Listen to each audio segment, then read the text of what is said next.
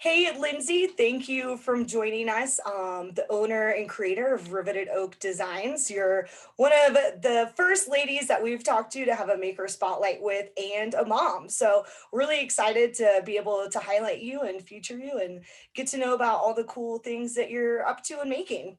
Awesome. Thanks for having me.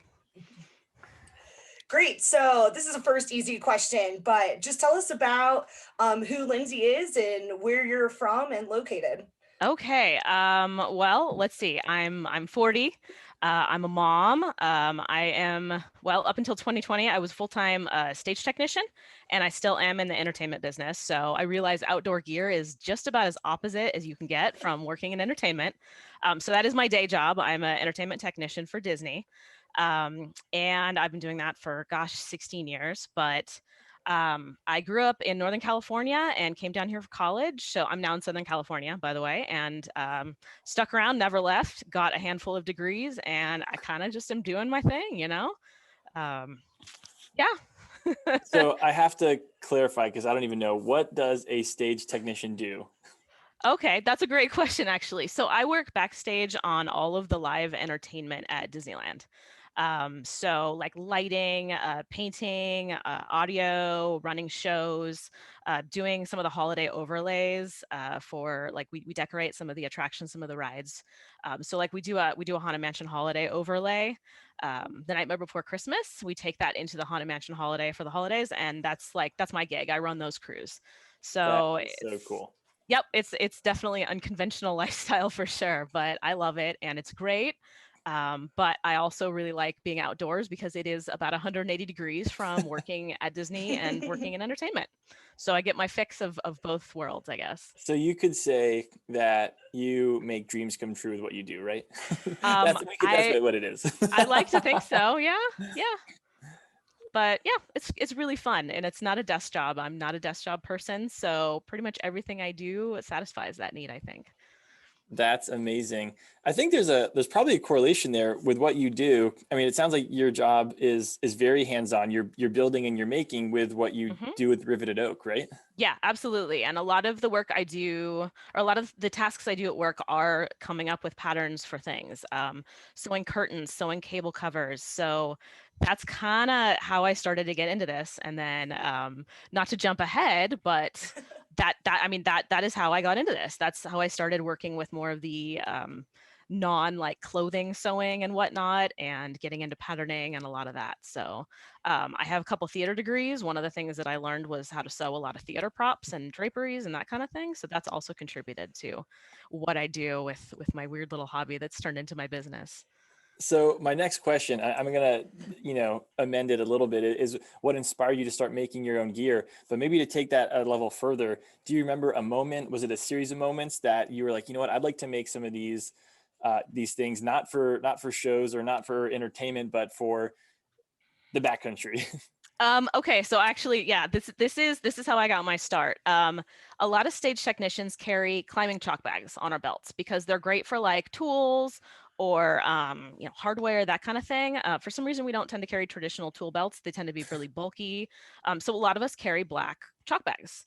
And as you know, chalk bags are great for chalk. They are not meant for tools. So we rip through them and we go through them, and they just don't last very long. And one day, a friend of mine and I were sitting and talking, and we were like, "Why don't we make like a stagehand version of this? Because I can sew." And we had scraps of material, and we just started kind of puttering around, and I came up with what I call now the industrial chalk bag.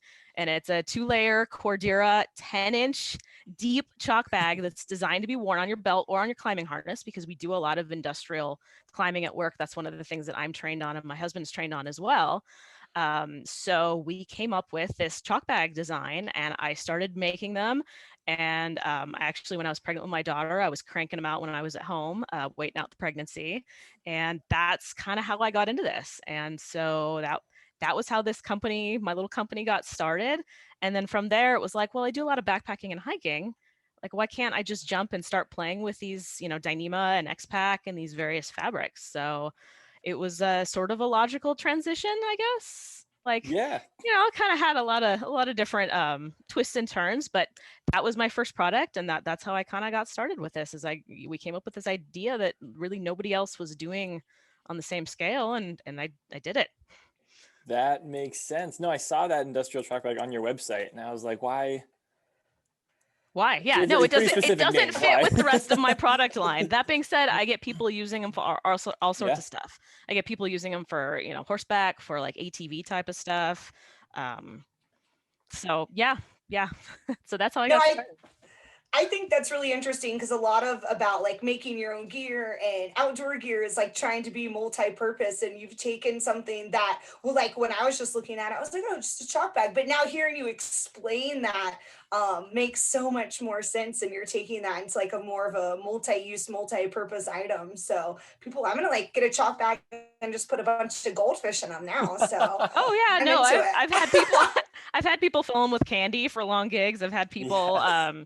use them for walking their dogs. I mean, it's great. I'm glad that they're used for so many things. But yeah, no, it's totally bizarre when I say it out loud like that. But that's how I got started. We saw a need and we tried to meet it. So Awesome. So you talked a little bit about things that you were making for maybe set design, like you said, curtains. So mhm. you sound like you have a little bit of like sewing experience, but did you have any learning curve when you started making your own gear? Yes, two big things come to mind.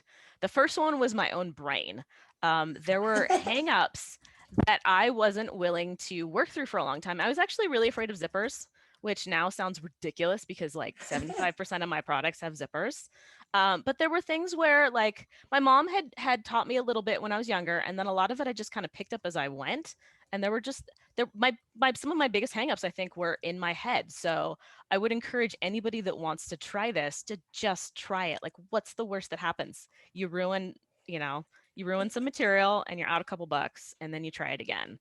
But now, especially with YouTube, there's so many different tutorials and ways to get into that. But it took me a long time to just be like, okay, I'm gonna try zippers. Like, so yeah. And the other one was I was trying to sew the wrong fabrics with the wrong machine. So the chalk bags I was talking about, those are double layer Cordura. That's a pretty beefy fabric, right? I could not sew that on my mother's 60s Singer machine. So I bought an industrial Sailrite machine, which is really good for like leather and webbing and really heavy stuff. Well, then I wanted to try sewing more like ripstops. Well, that machine mangles ripstops because it's not meant for that. So then I had to get like, okay, what do I do now? I started talking to some friends of mine that make clothing, and I was like, what do you guys use for lingerie? Because that's really what you're sewing when Yeah. it comes to some of the lighter fabrics.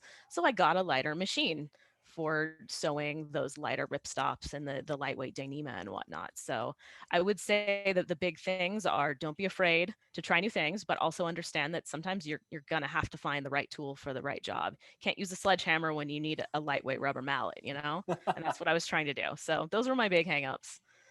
No, that makes sense. Especially, I think budgeting your own mental space to have the mess up is really important.